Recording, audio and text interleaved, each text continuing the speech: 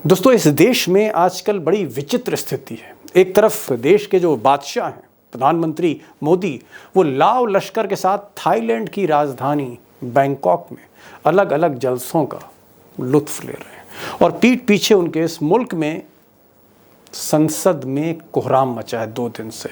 और आप कह सकते हैं कि बीती एक रात ने, सिर्फ एक रात ने एनडीए के 4 बड़े नेताओं को रातों रात हीरो से जीरो कर दिया है, कम से कम मुसलमानों की नजर में। और जिसमें सबसे बड़े टारगेट, द बिगेस्ट टारगेट, ये दोनों लोग हैं, नीतीश कुमार और नायडू बाबू, जो कल तक किंग मेकर थे, कल तक हीरो थे।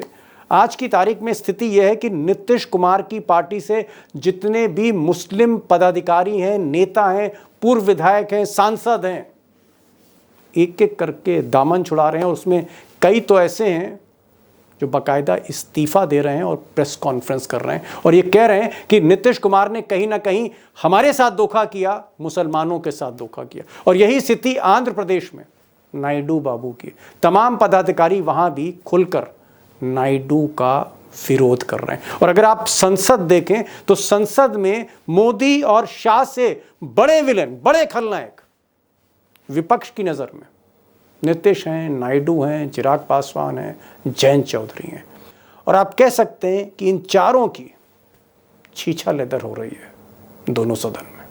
नीतीश कुमार जी हो, चंद्रबाबू नायडू जी हो, चिराग पासवान जी हो, जयंत चौधरी जी हो, देवे गौड़ा जी हो, जीतन राम मांझी जी हो, सबको समझना पड़ेगा कि जब जंगल में आग लगती है तो न वो बरगद बचते हैं जो हवा को आंधी में तब्दील करते हैं, न वो बांस बचते हैं जो आपसी रगड़ से चिंगारी पैदा करते हैं।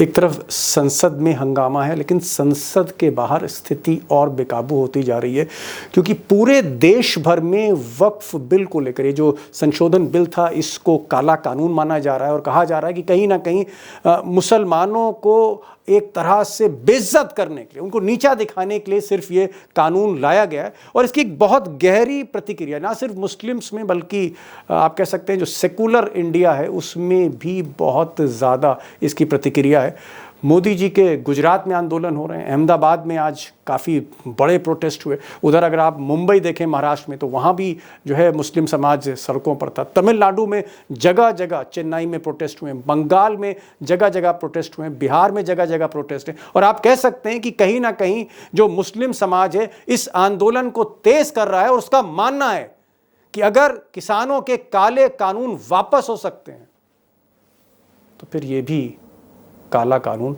वापस करना ही पड़ेगा मोदी को।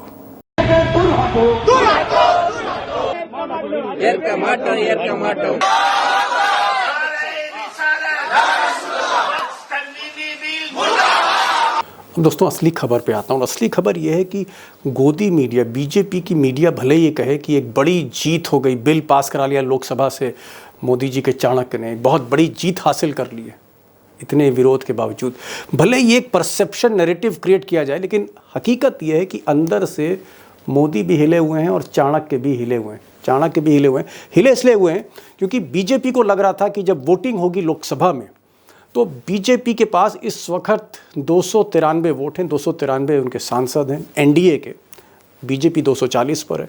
उनको लग रहा था कि ये जो 293 की संख्या है ये इसको 300 के पार ले जाएंगे, क्योंकि कई ऐसी पार्टियां हैं जो इंडिया अलायंस के बाहर हैं या इंडिया अलायंस को भी तोड़ने की कोशिश की थी, जिसमें शिवसेना, उद्धव ठाकरे को लाने की कोशिश हो रही थी, और भी कई पार्टियां थी, एक एक करके मैं बताऊंगा आपको। लेकिन ऐसा हुआ नहीं। कहाँ 300 पर जाने की बात थी और कहाँ 300 छोड़िए, 293 छोड़िए, 288 लोगों ने सिर्फ बीजेपी के पक्ष में वोट किया है। और अगर नायडू और नीतीश अगर वो एब्सटेन कर गए होते तो ये बिल पास कराना मुश्किल हो जाता। ये जो संख्या पहुंची 293 से 288 पर आ गए, उसके पीछे कई कारण हैं। कारण ये है कि ज़्यादातर जितनी भी पार्टियां थी, चाहे वो शिरोमणि अकाली दल हो या फिर वो बीआरएस हो, बीआरएस जो तेलंगाना की पार्टी केसी चंद्रशेखर राव की, या फिर बीजू जनता दल हो राज्यसभा में जिसके 7 सांसद हैं, या वाईएसआर कांग्रेस पार्टी 4 सांसद लोकसभा में, 7 सांसद राज्यसभा में, ऐसा लग रहा था बीजेपी को कि जगन मोहन रेड्डी की पार्टी यानी आंध्र प्रदेश के पूर्व मुख्यमंत्री की पार्टी वाईएसआर कांग्रेस पार्टी ये उनके साथ आ जाएगी। उनको ये भी लग रहा था कि नवीन पटनायक की पार्टी बीजू जनता दल भी उन्हें ही समर्थन देगी। इस तरह से प्रेशराइज करने की कोशिश हो रही थी। ऐसा हुआ नहीं।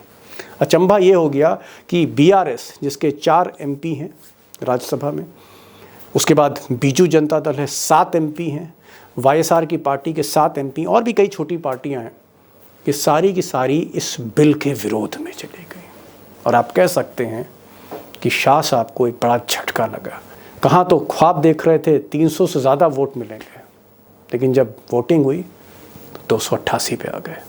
अब दोस्तों नीतीश कुमार या नायडू बाबू या जयंत चौधरी या चिराग पासवान जैसे छोटे खिलाड़ियों को या पुराने महारथियों को कहीं ना कहीं ईडी का डर दिखा के या आप कह सकते हैं सीबीआई का डर दिखा के या कोई प्रलोभन दे के भले ही मैनेज कर लिया अमित शाह ने इन लोगों को, लेकिन सच्चाई है कि जो इंडिया अलायंस थी जो बिखर रही थी कहीं ना कहीं, एक तरफ ममता बनर्जी थी, थोड़ा सा नाराज़गी चल रही थी कांग्रेस के साथ, अखिलेश और राहुल में भी थोड़ा सा कहीं ना कहीं स्टेट लेवल पे बिखराव दिख रहा था, आम आदमी पार्टी पूरी तरह से नाराज़ थी, और यहाँ तक कि शिवसेना उद्धव ठाकरे भी थोड़ा बहुत कांग्रेस से नाराज़ थे, क्योंकि पिछले चुनाव में उद्धव ठाकरे चाह रहे थे कि राहुल गांधी या मल्लिकार्जुन खड़गे उनको सीएम प्रोजेक्ट करें महाराष्ट्र में इलेक्शन से पहले, लेकिन ऐसा हुआ नहीं।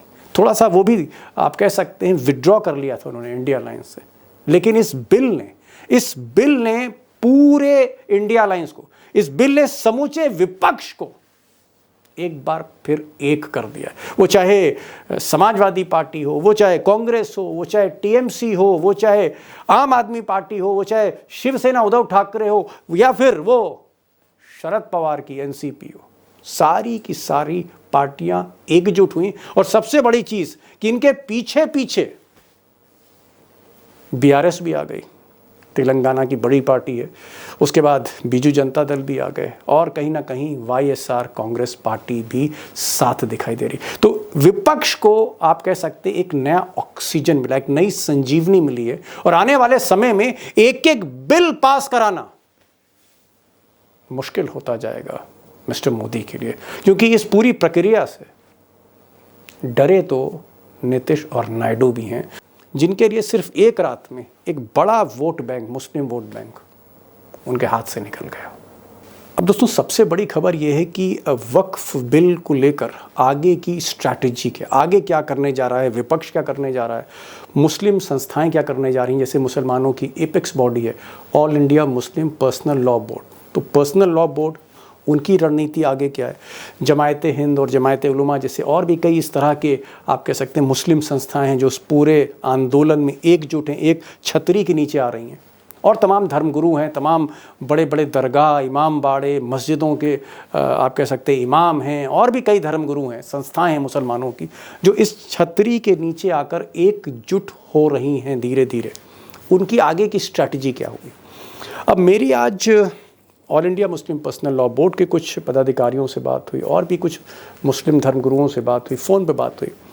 उनका ये कहना है कि उनकी 2 pronged स्ट्रैटेजी यानी 2 लेवल पे उनकी रणनीति, एक तो ये है कि जो आंदोलन है किसान आंदोलन की तर्ज पे एक बड़ा आंदोलन चलेगा जिसमें समूचा विपक्ष अपने अपने राज्यों में, जैसे उत्तर प्रदेश में समाजवादी पार्टी एक बड़ा आंदोलन करने जा रही है, इसी तरह से तेजस्वी यादव जो थोड़ा सा ढीले चल रहे थे उनको भी एक नई रोशनी मिली है, क्योंकि नीतीश का जितना भी मुस्लिम वोट था, भले ही उनको पूरे मुस्लिम में से 20% 15% वोट मिलता था, वो धीरे धीरे एक मुश्त होके वो महागठबंधन में शिफ्ट हो रहा है, जिसमें लेफ्ट पार्टियां हैं, तेजस्वी हैं, कांग्रेस है। तो बिहार में एक बड़ा आंदोलन होने जा रहा है।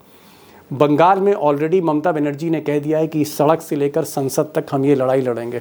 तमिलनाडु में जो स्टैलिन है उन्होंने तो आज ऐलान कर दिया कि वो तो सुप्रीम कोर्ट जाएंगे, कोर्ट जाएंगे, उस लड़ाई को वो कोर्ट में लड़ेंगे। और कमोबेश यही स्थिति उद्धव ठाकरे, शिवसेना, बाला साहब ठाकरे के बेटे, उनका भी कहना है कि वक्फ में मुसलमानों के साथ ज्यादती हुई है, तो शिवसेना भी सपोर्ट में आ गई उद्धव ठाकरे।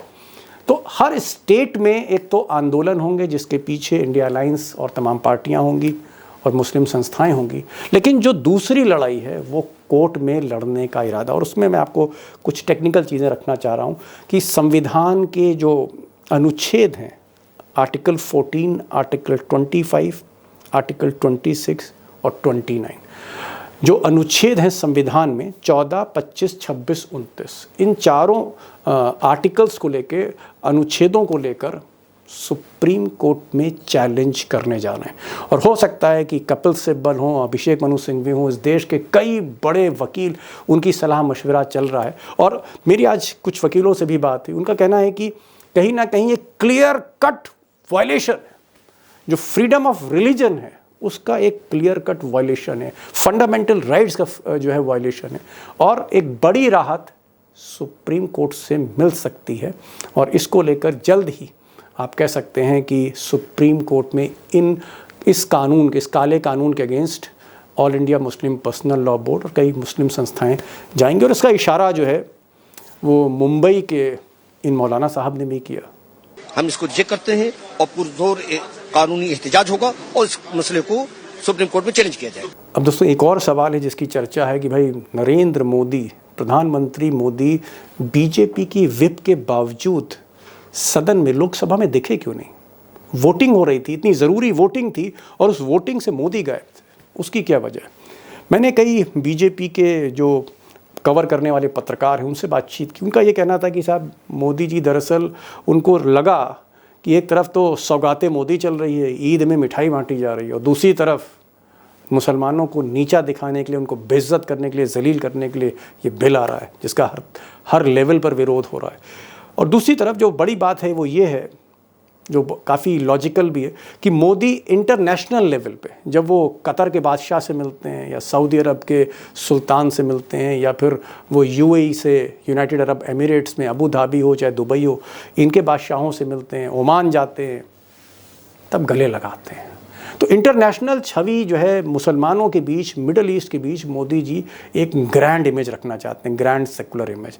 हकीकत यह है कि हिंदुस्तान के भीतर उनका जो आचरण है, उनका जो कंडक्ट है, या मुसलमानों को लेकर उनकी जो पॉलिसी है बीजेपी की, वो एकदम आप कह सकते हैं जस्ट अपोजिट है। और इसी को बैलेंस करने के लिए मोदी ने खुद अपने को इसमें से विदड्रॉ किया। हालांकि हकीकत यह है कि इस बिल का जो परसेप्शन था, इस बिल का जो नरेटिव था, इस बिल का जो मजमू था, इस बिल का जो आइडिया था वक्फ का, इस बिल का जो एग्जीक्यूशन था वो सिर्फ मोदी जी का था। तो मोदी जी विदेश में जब रहते हैं सुल्तानों और बादशाहों के साथ, तो वो कहीं ना कहीं गांधी को गले लगाते हैं, और जब वो हिंदुस्तान में राजनीति करते हैं मुसलमानों के बीच में, तो कहीं ना कहीं गॉडसे की जो छवि है, उसकी विचारधारा है, उससे कहीं जुड़े हुए दिखते हैं। अब ये पर्सनालिटी का दोष है क्या, इसको फिर कभी डिस्कस करूँगा। बहरहाल मैं सिर्फ एक लास्ट बात आपसे कहना चाहूँगा कि बिल भले ही पास हो जाए, बिल भले ही कानून बन जाए, सच्चाई ये है कि इस बिल को चैलेंज किया जा सकता है सुप्रीम कोर्ट में, क्योंकि जो बिल की जो मेरिट्स हैं वो कहती हैं कि कहीं ना कहीं वायलेशन हुआ है, वायलेशन है, मुसलमानों के फ्रीडम ऑफ रिलीजन एक्सप्रेशन का एक वायलेशन है ये फंडामेंटल राइट्स का। मुझे लगता है कि सुप्रीम कोर्ट तक जब तक ये केस जाता है उसका हमें इंतज़ार करना चाहिए। तो ये आज का वीडियो था, एक छोटी सी गुजारिश है और बड़ी वाजिब गुजारिश है कि अगर आप ये चैनल को आप देखते हैं, पसंद करते हैं, तो इसको ज़रूर सब्सक्राइब करें, अपने दोस्तों से शेयर करें, उनसे भी कहें कि वो इस चैनल को सब्सक्राइब करें, और अपने कमेंट ज़रूर लिखिए। उससे एक आइडिया मुझे मिलता है कि क्या जो मेरी स्टोरी लाइन है वो आपके माइंडसेट से मैच कर रही कि नहीं। तो आप प्लीज़ अपनी प्रतिक्रिया अपने कमेंट बॉक्स में ज़रूर डालें, और अगर हो सके तो ये जो लाइक का बटन है इसको भी क्लिक करते हैं। फिर मिलते हैं एक और वीडियो के साथ, तब तक के लिए नमस्कार।